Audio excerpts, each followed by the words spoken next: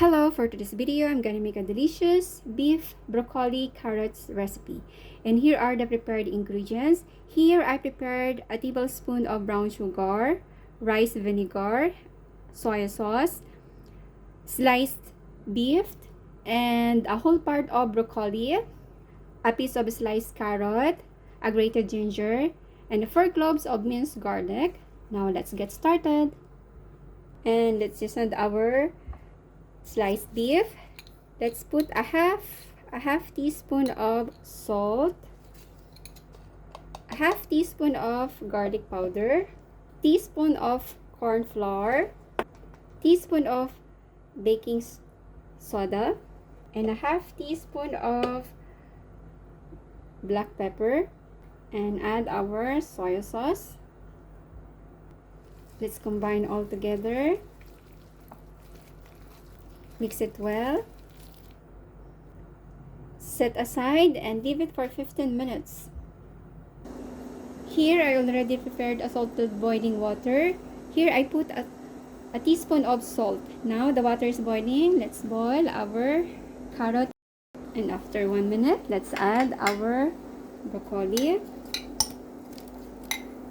And boil again for another 1 minute. And now, after 1 minute, all in all, the boiling process, 1 minute for carrot and the tough part of the broccoli, and the soft part of another 1 minute for a soft part of the broccoli. Now, let's remove from the boiling water and put it directly to the cold water with ice to stop the heating process. Now it's done. Let it cool down for about 2 minutes. After 2 minutes, let's drain our veggies. Now it's drained, set aside.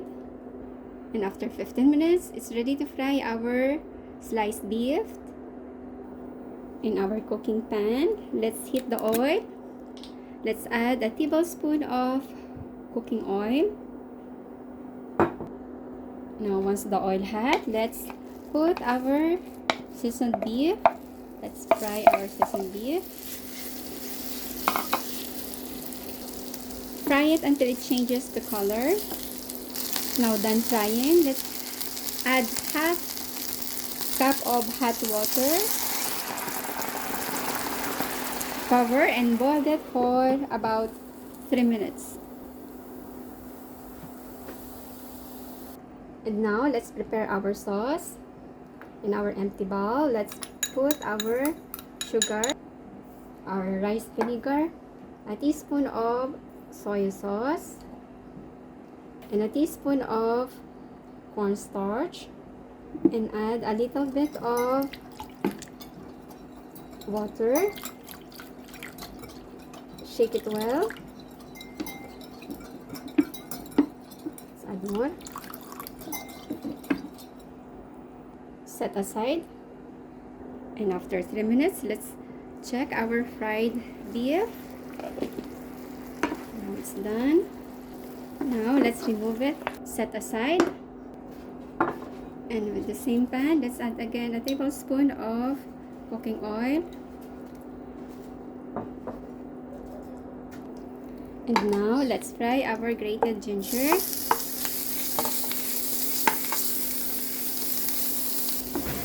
Fry until the aroma releases.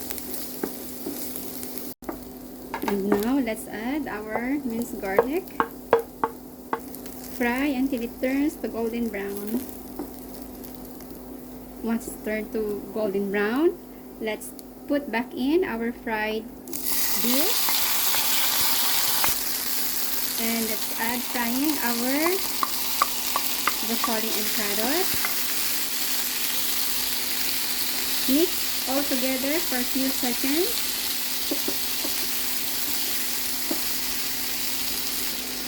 And let's add our prepared sauce. Mix it.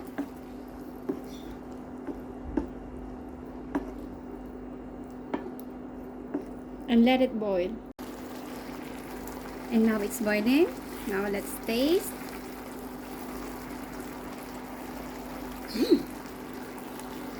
And it's done. Let's turn it off. And let's transfer it into serving plate.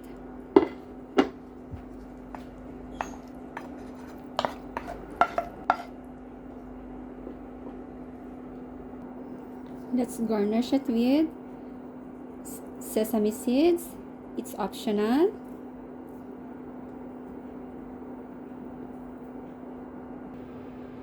And our delicious beef broccoli carrot recipe is ready to serve.